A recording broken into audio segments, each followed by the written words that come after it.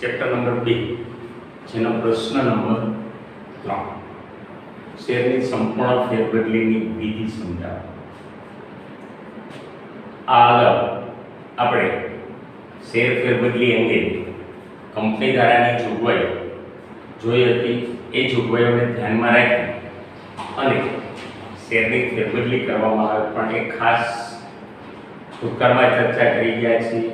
મૂર્ત પ્રકારના શેર એટલે કે શેર પ્રમાણપત્રમાં રહેલા શેર, મતલબ આ ભૂતકાળ છે। ભૂતકાળમાં પ્રમાણપત્રની ફેરબદલી થતી ત્યારે જે આપણે બીજા પ્રશ્નમાં જોયું તે જોગવાઈઓનું પાલન કરી અને ત્રીજા પ્રશ્ન આધારિત વિધિના 9 તબક્કામાંથી પસાર થવું પડે। તો ખાસ શેરની સંપૂર્ણ ફેરબદલીની વિધિ જે આપણો 3 માર્કનો પ્રશ્ન છે, અહીંયા ખાસ કરી અને શેરની સંપૂર્ણ ફેરબદલીની વિધિ જે 9 તબક્કા છે જેનું સૂત્ર આવશે ફોમી પ્રપર નોનો મનસન। ફો ઉપરથી શેર ફેરબદલી ફોર્મ નોંધાવવું, બી ઉપરથી શેર ફેરબદલી ફોર્મમાં વિગતો ભરવી, પ્ર ઉપરથી શેર ફેરબદલી ફોર્મ સાથે શેર પ્રમાણપત્ર મોકલવું, પ ઉપરથી ફોર્મ મોકલ્યાની પહોંચ મેળવવી, નો ઉપરથી શેર ફેરબદલી અંગેની નોટિસથી જાણ કરવી, નો ઉપરથી શેર ફેરબદલી પત્રકમાં નોંધ કરવી, મ ઉપરથી શેર ફેરબદલી મંજૂરીનો ઠરાવ પસાર કરવો, સ ઉપરથી સભ્ય પત્રકમાં નોંધ કરવી અને ન ઉપરથી નવા શેરહોલ્ડર નવા પ્રમાણપત્ર મોકલવા। તો વિદ્યાર્થી મિત્રો, શેરની સંપૂર્ણ ફેરબદલીની વિધિ જેના 9 તબક્કાની આપણે વિસ્તૃત ચર્ચા કરીએ તો પહેલો તબક્કો આવશે શેર ફેરબદલીનું ફોર્મ નોંધાવવું। હવે જે શેરહોલ્ડર પોતાના શેર અન્ય કોઈ વ્યક્તિને વેચવા માંગે છે, મતલબ શેરહોલ્ડરને શેર ફેરબદલી કરનાર કહેવાય। તો શેર ફેરબદલી કરનારે સૌપ્રથમ શેર ફેરબદલી માટેનું ફોર્મ કંપની પાસેથી અથવા તો શેર બજાર પાસેથી મેળવવું પડે, અથવા શેર બજાર વતી શેર બ્રોકર પાસેથી પણ મેળવી શકાય। હવે આ ફોર્મ પર કંપની રજિસ્ટ્રારના સહી સિક્કા હોવા જરૂરી છે અને આ ફોર્મ પર તારીખ લખાયેલી હોવી જોઈએ। ટૂંકમાં આ ફોર્મ કંપની રજિસ્ટ્રાર સમક્ષ નોંધાયેલું હોવું જોઈએ। આપણે બીજા પ્રશ્નમાં પણ ચર્ચા કરી ગયા કે આ ફોર્મ છપાવવાની સત્તા માત્ર ને માત્ર ભૂતકાળમાં શેર બજારને જ હતી। શેર બજાર ફોર્મ છપાવે પછી એ ફોર્મ નોંધણી માટે કંપની રજિસ્ટ્રારની ઓફિસે મોકલે ત્યારે કંપની રજિસ્ટ્રારની ઓફિસ આ ફોર્મ પર એક સિક્કો મારશે। જવાબદાર અધિકારી કાં કંપની રજિસ્ટ્રાર અને કાં આસિસ્ટન્ટ કંપની રજિસ્ટ્રારની સહી હશે અને એક તારીખ એ ફોર્મની વેલિડિટી નક્કી કરશે। તમારી જાણકારી માટે જ્યારે આ ફોર્મ બંધ છે ત્યારે નિયમ એવો હતો કે ફોર્મ ઉપર જે તારીખ મારી હોય એ તારીખ પછી ફોર્મની વેલિડિટી 1 મહિનાની ગણાતી, મતલબ 30 દિવસ સુધી આ ફોર્મ ગણાતું, પછી એ પછીનો આગળ વધી જતું। તો પહેલા તબક્કામાં શેર ફેરબદલીનું ફોર્મ નોંધાવો। ખરેખર આ તબક્કાનું નામ એવું હોવું જોઈએ કે શેર ફેરબદલીનું ફોર્મ મેળવો, કારણ કે બીજા તબક્કામાં ફોર્મમાં વિગતો ભરવાની છે પણ સમજીને નોંધાવો શબ્દ મૂક્યો છે કે નોંધાયેલું ફોર્મ મેળવવાનું છે, મતલબ કંપની રજિસ્ટ્રાર પાસે આ ફોર્મની નોંધણી થયેલી હોવી જોઈએ। ફોર્મ નોંધાયેલું હોય અને બંને પક્ષકારોમાંથી એક પક્ષકાર આ શેર ખરીદનાર અને આ શેર વેચનાર આ ફોર્મ મેળવી લે એટલે એના આધારે જ આપણો બીજો તબક્કો આવશે શેર ફેરબદલી ફોર્મમાં વિગતો ભરવી। અહીંયા ફોર્મ મેળવી લીધા પછી ખાસ આ ફોર્મમાં બંને પક્ષકારોના નામ, સરનામા, કઈ કંપનીના શેર છે તે કંપનીનું નામ, શેર પ્રમાણપત્ર નંબર, શેરની કિંમત, જરૂરી રકમની સ્ટેમ્પ એટલે કે ટિકિટ, મતલબ સ્ટેમ્પ ડ્યુટીની ટિકિટ લગાડી સાક્ષીની હાજરીમાં બંને પક્ષકારોએ સહી કરવી જરૂરી છે અને સાક્ષીએ પોતાની સંપૂર્ણ વિગતો, જેમાં સાક્ષીનું નામ, સરનામું અને વ્યવસાય દર્શાવવો પડે। ફરીથી રિપીટ કે શેર ફેરબદલી ફોર્મમાં કઈ કઈ વિગતો બોર્ડના પેપર માટે મહત્વનો પ્રશ્ન છે, સીધું પૂછે શેર ફેરબદલી ફોર્મમાં કઈ કઈ વિગતો દર્શાવવામાં આવે છે. તો આવશે બંને પક્ષકારોના નામ, સરનામું, કઈ કંપનીના શેર છે તે કંપનીનું નામ, શેર પ્રમાણપત્ર નંબર, શેરની કિંમત, જરૂરી રકમની સ્ટેમ્પ લગાડી સાક્ષીની હાજરીમાં બંને પક્ષકારોએ સહી કરવી અને સાક્ષીએ પોતાની સંપૂર્ણ વિગતો એટલે કે નામ, સરનામું અને વ્યવસાય દર્શાવવો પડે. આ ફોર્મમાં બંને પક્ષકારો આ વિગતો ભરવી, જેના આધારે આપણો આવશે ત્રીજો તબક્કો, શેર ફેરબદલી ફોર્મ સાથે શેર પ્રમાણપત્ર મોકલવા. શેર ફેરબદલી ફોર્મમાં વિગતો ભર્યા પછી ખરીદનાર પોતે અથવા શેર બ્રોકર મારફત જ્યારે કંપનીને મોકલે ત્યારે આ ફોર્મ સાથે શેર પ્રમાણપત્ર મોકલવું પડે અને જો કંપનીએ શેર પ્રમાણપત્ર ના આપ્યું હોય તો શેર મંજૂરી પત્ર પણ મોકલી શકે.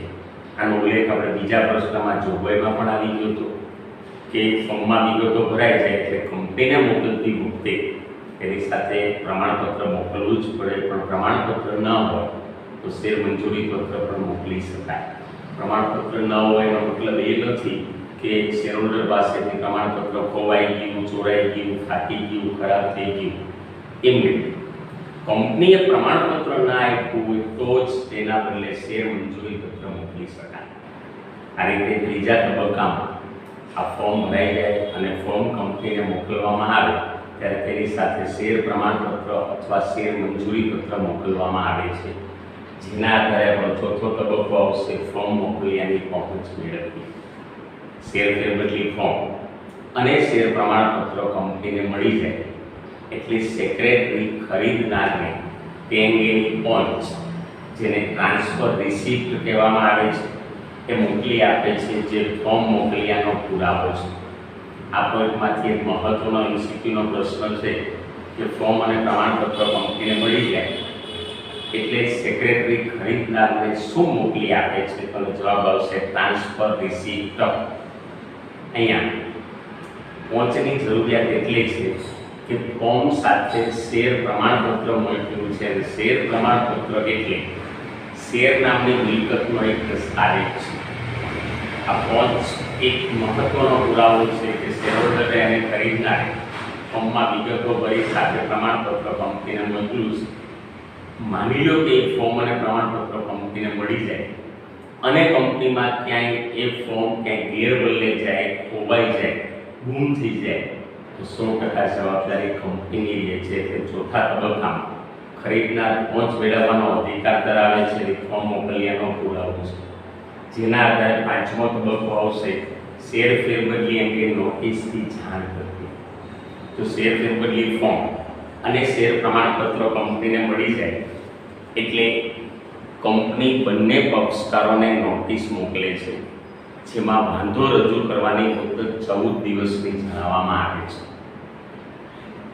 જેથી બનાવટી શેર ફેરબદલી અટકાવી શકાય છે. જો નિયત સમયમાં વાંધો રજૂ ન થાય તો કંપની એવું માની લે છે કે બંને પક્ષકારોને ફેરબદલી મંજૂર છે. આ પોઈન્ટમાંથી પણ એક મહત્વનો પ્રશ્ન છે કે કંપની બનાવટી શેર ફેરબદલી અટકાવવા માટે શું કરે છે? એનો જવાબ આવશે કે કંપની બંને પક્ષકારોને નોટિસથી જાણ કરે, જેમાં વાંધો રજૂ કરવાની મુદત 14 દિવસની જણાવવામાં આવે છે અને નિયત સમયમાં વાંધો રજૂ ન થાય તો કંપની એવું માની લે કે બંને પક્ષકારોને ફેરબદલી મંજૂર છે. પ્રશ્ન થવો જોઈએ કે બનાવટી શેર ફેરબદલી કઈ રીતે થાય? કે શેરહોલ્ડરના શેર પ્રમાણપત્ર કોઈ ચોર ચોરી લે. આની પહેલાં મેં તમને ત્યારે સ્પષ્ટતા કરી હતી બીજા પ્રશ્નમાં કે ત્રીજા પ્રશ્નમાં કોઈ તબક્કો આવશે, યા તો આ પ્રમાણપત્ર ચોરાઈ જાય અને ચોર શેરહોલ્ડરની ડુપ્લિકેટ કરી, મતલબ બનાવટી સહી કરી શેર બારોબાર વેચવાની કોશિશ કરે તો આ તબક્કાને લીધે ચોર સફળ નહીં થાય, કારણ કે કંપની નોટિસ મોકલશે એક શેરહોલ્ડરને અને એક ખરીદનારને.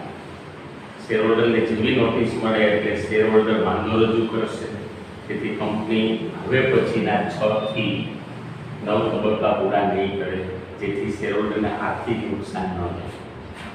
પણ પોઝિટિવ વિચારો કે કંપની 5મા તબક્કામાં બંને પક્ષકારોને નોટિસ મોકલી અને બંને પક્ષકારોએ સ્વૈચ્છિક રીતે શેરહોલ્ડરે શેર વેચવાનો નિર્ણય લીધો છે અને ખરીદનારે શેર ખરીદવાનો નિર્ણય લીધો છે. તો વાંધો રજૂ કરવાની કોઈ પ્રશ્ન જ નથી. તેમ છતાં કંપની અને કંપનીનો સેક્રેટરી છઠ્ઠો તબક્કો પૂરો કરતા પહેલા 14 દિવસ રાહ આપશે. કારણ કે નોટિસમાં 14 દિવસની મુદત છે. જ્યાં સુધી 14 દિવસ પૂરા ન થાય ત્યાં સુધી કંપની છઠ્ઠો તબક્કો પૂરો ન થાય. માની લો કે 14 દિવસ પૂરા થઈ ગયા એટલે સેક્રેટરી તરત જ છઠ્ઠો તબક્કો પૂરો કરશે. શેર ફેરબદલી પત્રકમાં નોંધ કરી. નોટિસની મુદત પૂરી થઈ જાય એટલે સેક્રેટરી શેર ફેરબદલી પત્રકમાં જરૂરી નોંધ કરે છે. જો આ નોંધ કાચી નોંધ છે, ખરેખર જો તો કંપનીમાં સૌથી મહત્વનું પત્રક સભ્ય પત્રક આવે, પરંતુ અહીંયા કાચી નોંધ છે એની શેર ફેરબદલી પત્રકમાં થાય છે. આ નોંધ એટલા માટે કરવામાં આવે છે કે આ નોંધને આધારે તો 7મો તબક્કો પૂરો થાય. શેર ફેરબદલી મંજૂરીનો ઠરાવ પસાર થયો. શેર ફેરબદલી પત્રકમાં નોંધ કર્યા પછી સંચાલક મંડળની સભામાં શેર ફેરબદલી અંગે જરૂરી ચર્ચા વિચારણા કરી યોગ્ય લાગે તો શેર ફેરબદલી મંજૂરીનો ઠરાવ પસાર કરવામાં આવે છે. અહીંયા આ તબક્કામાં સંચાલક મંડળની સભા મળે, ચર્ચા વિચારણામાં બીજું કાંઈ ન હોય. સંચાલકો સેક્રેટરીને 2 પ્રશ્ન પૂછે. એક, શેર ફેરબદલી અટકાવવાનો આદેશ છે સેક્રેટરી કે ના? અને બીજો પ્રશ્ન પૂછે શેરહોલ્ડરે શેર હપ્તા ભર્યા છે અને સેક્રેટરી એમ કહે કે હા, એટલે તરત જ સંચાલકો એમ કે શેર ફેરબદલી મંજૂર. એ મંજૂરી આપે એટલે સેક્રેટરી એને લેખિત સ્વરૂપ આપે, જેને કહેવાય શેર ફેરબદલી મંજૂરીનો ઠરાવ, જે કંપનીના લેટરપેડ ઉપર લખાય. હવે આ ઠરાવ પસાર થઈ જાય એટલે ખરીદનાર શેરહોલ્ડર બની અને શેરહોલ્ડર તરીકે બધા જ અધિકારો મળે. પણ એ સભ્ય નહીં બની શકે. સભ્ય ક્યારે બનશે? તો કે 8મો તબક્કો પૂરો થાય ત્યારે. એટલે 8મો તબક્કો આવશે સભ્ય પત્રકમાં નોંધ કરવી. શેર ફેરબદલી મંજૂરીના ઠરાવને આધારે સેક્રેટરી જો શેરની સંપૂર્ણ ફેરબદલી હોય તો વેચનારનું નામ રદ કરી અને ખરીદનારનું નવું નામ લખે છે. માની લો કે અપૂર્ણ અથવા અંશતઃ કે આંશિક શેર ફેરબદલી હોય તો વેચનાર એટલે કે શેરહોલ્ડરનું નામ સભ્ય પત્રકમાં રહે છે. શેરની સંખ્યા તૂટી જાય અને ખરીદનારનું નવું નામ એમાં ઉમેરવામાં આવે. આ ખરીદનારનું નામ સભ્ય પત્રકમાં લખાય એટલે ખરીદનાર કંપનીનો સભ્ય બની જાય છે અને સભ્ય તરીકેના બધા જ અધિકારો મળે છે. અને જેના આધારે સેક્રેટરી છેલ્લો તબક્કો પૂરો કરશે કે નવા શેરહોલ્ડરને નવા પ્રમાણપત્ર મોકલવા.